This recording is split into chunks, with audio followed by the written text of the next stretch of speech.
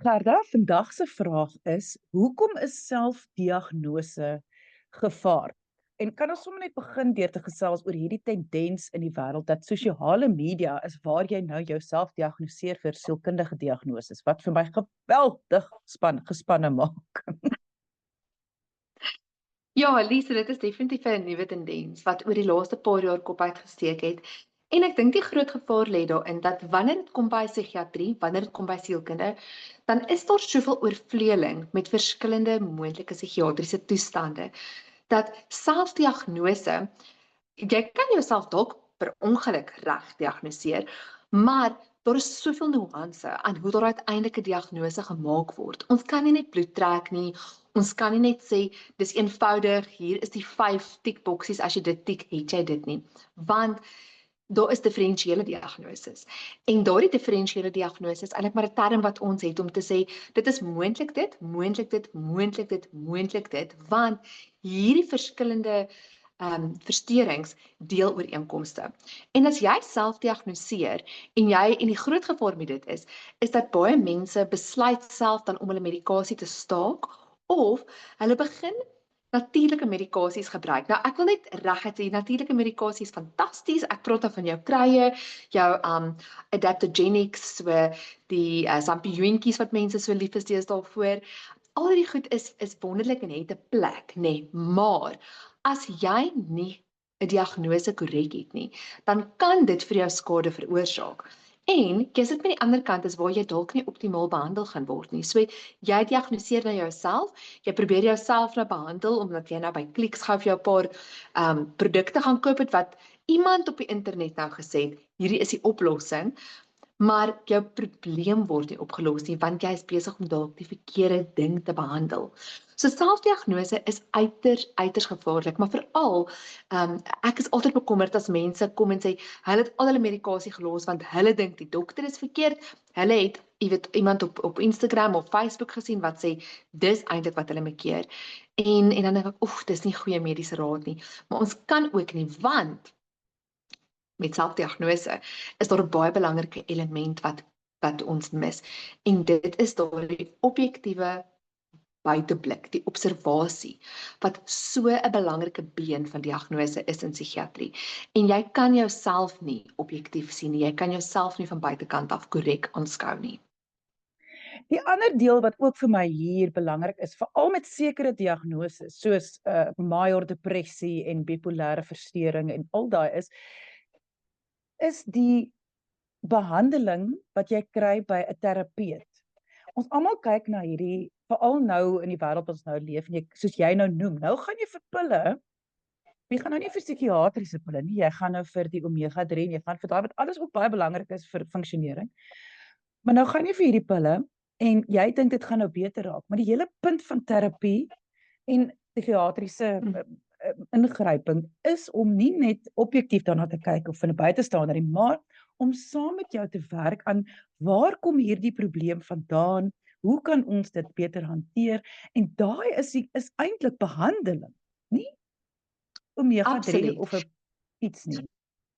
Ja, en Lisa, ek dink die ander kant daarvan ook, en dit is so belangrik dat jy dit noem, is as jy jouself diagnoseer en jouself probeer behandel, jy kan jouself eintlik in 'n afwaartse spiraal instuur met hierdie tipe goed. Wat die medikasies en ek dink die aanvullings, wil ek dit nou maar noem, aanbetref, dit is selfs belangrik, voel ek, dat dit met mediese regulering toegepas word. Want sekere middels, sekere vitamiene, sekere goeie goed, kan, as jy dit nie nodig het nie, eintlik 'n toksisiteit op jou liggaam sit wat jou kan siek maak. En ek dink dit is ontsettend belangrik, want jy gaan nie, dit word nie gereguleer nie. Die aankoop daarvan, jy kan dit oor die toonbank kry, dit is so maklik, maar dit kan 'n toksiese effek op jou liggaam hê. En party mense reageer verskillend op dit as ander mense. So as jy jouself behandel of jouself gediagnoseer het en nou jouself behandel, en soos wat jy het reg sê, jy wil nie terapeutiese pad met iemand stap nie, dan mis jy eintlik 'n geleentheid vir groei. En ek dink nie dat groei noodwendig altyd maklik of aangenaam is nie. Terapie is verseker nie altyd vir mense maklik of aangenaam nie. Maar ek dink ook nie maklik en aangenaam moet die punt van ons lewens wees nie. Daardie idee van jy moet jou beste lewe die hele tyd lewe. Ek dink dit is 'n baie vervlakking van wat 'n menslike lewe kan wees. 'n Lewe met integriteit, 'n lewe met diepte, 'n lewe waar ons kan sê jy het toleransie vir 'n bietjie ongemak is alles goed. Maar as jy dit alles probeer self doen en ek moet myself vra, hoekom is dit so goed? Party mense sal net eenvoudig sê dis te duur. Dis te duur om terapie toe te gaan, dis te duur om 'n dokter te gaan sien, ek gaan dit net self doen. Al die inligting is deesdae op die internet. Goed, great. Maar ander mense voel dat hulle voel te weerloos. Hulle wil nie gaan oopmaak nie. Hulle wil nie gaan deel daar nie. Maar ek wil daardie mense eintlik uitnooi en sê, gaan kyk net hoe is terapie. Terapie is nie net darmes uitdreig nie. Terapie is nie net om te gaan werk met lank goed terug uit jou verlede uit nie. Somstyds, en dit is ook belangrik dat mense dit weet, sekere psigiatriese toestande kan ook lyk soos fisiese simptome. Jy weet, jy kan byvoorbeeld as jy met hormoonveranderinge, erge angs, erge depressie beleef. So as jy nou jouself met 'n omega-3 probeer behandel, die wortel is hormoonverandering. En as jy bloedtoetse doen en jy kry 'n dokter wat na alles kan kyk, dan kan jy by die regte behandeling uitkom. Maar kan terapie jou in daardie proses ook help? Natuurlik. Want as jy depressief voel of angstig voel of geïrriteerd is met die wêreld, en ek weet baie vroue sal sê ons voel uiters geïrriteerd met almal, ons voel ons kan moord pleeg. Gaan vir terapie sodat jy kan praat oor die impak van hierdie op jou lewe, sodat jy dit kan verwerk, sodat jy kan reguleringsmetodes aanleer. En ek dink dit is so belangrik om te besef, ons is eintlik nie gemaak om ons te stres op ons eie deur te maak nie.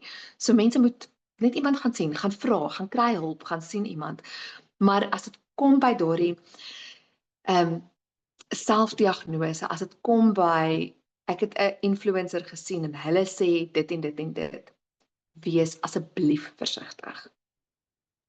Kyk, mens verstaan, ons preek ook baie op wees ek, dat jy weet dit is okay om nie okay te wees nie en dit is dit is lekker om te weet dat iemand anders verstaan waardeur jy gaan. So om 'n diagnose te hê en jy het jouself nou gediagnoseer met een of ander sosiale angs en dis lekker om dan op die groepies te hoor hoe ander mense dit ervaar en dit klink min of meer soos jy dit ervaar. Dit is alles goed en wel, maar mens wil tog nie vassit in jou diagnose nie. Dit is die hele punt is van selfdiagnose wat dit scary maak, is dit of dit mens bang maak, is dit jy sit dan vas daarin. En daar is soveel hulp beskikbaar om vir baie diagnoses, maar wat ek terug wil kom is wat jy nou gesê het oor die diferensiële diagnoses.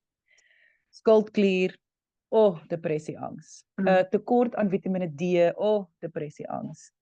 Tekort aan Vitamine B12, depressie, angs. Blaasinfeksie kan lyk soos demensie. Ek bedoel, mense moet besef, gewone mense weet te min.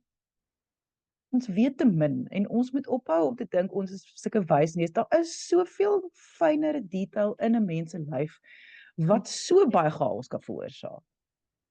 En dis hoekom ek is Lise, in 'n selfdiagnose. Ek stem 100% met jou saam. Die ander ding is dat baie, en iets wat ek nou baie oplet deesdae is mense kom spesifiek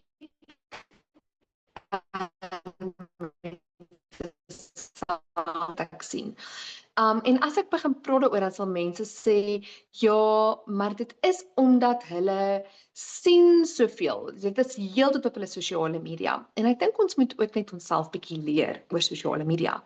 As jy na 'n video kyk oor ietsie, oor enige onderwerp, dan lees die algoritme die robotjie op sosiale media dat jy in hierdie ding belangstel en dan gaan hy op sosiale media en hy soek soveel as moontlik soortgelyke video's oor dieselfde onderwerp en hy voer dit in jou gepersonaliseerde nuusvoering in. En ek dink dit is belangrik dat mense dit besef, want sosiale media bevestig vir jou wat jy graag wil weet. So mense moet besef, dit is baie handig soos jy sê, jy kan ondersteuning kry, jy kan groepies kry, dit kan werk. Maar dit het 'n groot risiko dat jy jouself in 'n sekere lig gaan sien wat dalk nie presies genuanceerd is soos wat dit vir jou moet wees nie.